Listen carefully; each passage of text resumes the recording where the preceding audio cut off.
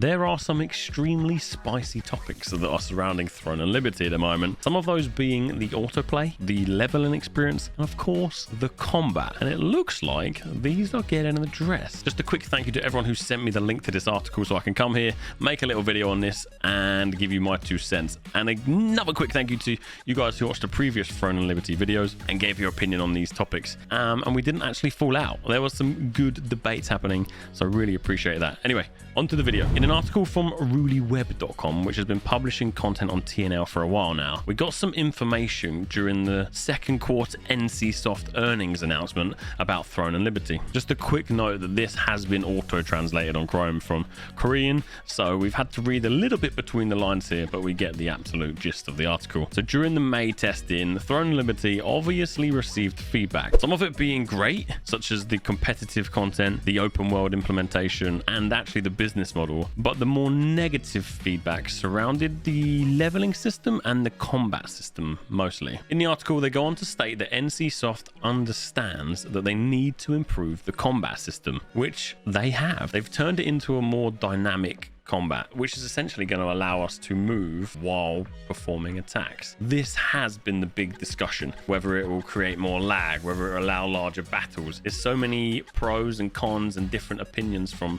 both sides of the bat here, but it looks like they are creating a more dynamic combat system for Throne and Liberty. So as I mentioned earlier, this was such a big discussion topic on the previous video, and I didn't count all the opinions, but it really felt that the community was split straight down the middle. You know, we have this reminiscing from the good old days of Lineage 2 versus the, you know, times have changed, combat's moved on, that's quite stale, this is a bit more exciting, versus the, you know, this static combat, we called it, will allow for much larger battles, and that's what Throne and Liberty is about, versus, I don't know, let's go the other end of the stick here. Look at New World, can hardly really handle 100 people in one spot before the game starts crashing with the action combat. So finding this middle ground where you can have this huge battle with good combat that the majority of people enjoy is seemingly where Throne and Liberty wants to go. But yeah, we're getting dynamic combat now. Previously we called it static combat, fluid combat, and action combat. I think this will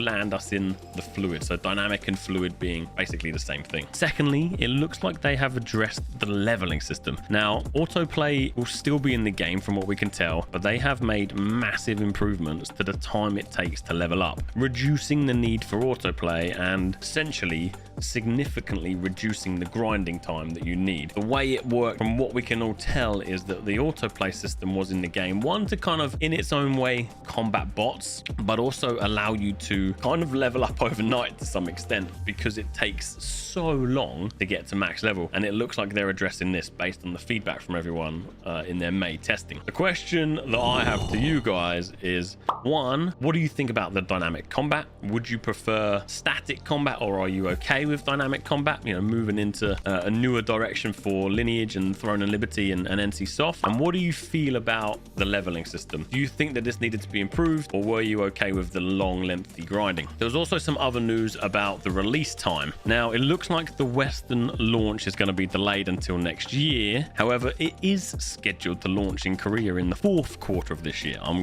Let's call it winter. It's going to launch in winter this year in Korea, with the intent to continue reflecting and amending basically the combat and leveling in the game. So continuing on their changes that they're bringing to the combat and the leveling. But this does mean that the global launch for Throne and Liberty is being pushed back to next year. But we should, touch wood, get access to some sort of Western beta so we can get our hands on it and have a look for ourselves on these new features and the changes that they're implementing to the game. Of course, I'm sure I'll see some of you in the Korean launch, I'm sure, but it would be really cool to see if there is a difference between, let's call it the Eastern version and then the Western version, and you know how that's gonna play out. As always, I appreciate you stopping by. That's kind of it. This is a little update video really. So as always, I appreciate you stopping by to discuss Throne and Liberty with me. Leave your thoughts in the comments. Really excited to see what you've got to say. I try my best to read and comment on all of them, and of course, if you enjoyed this video, consider liking and subscribing, and hopefully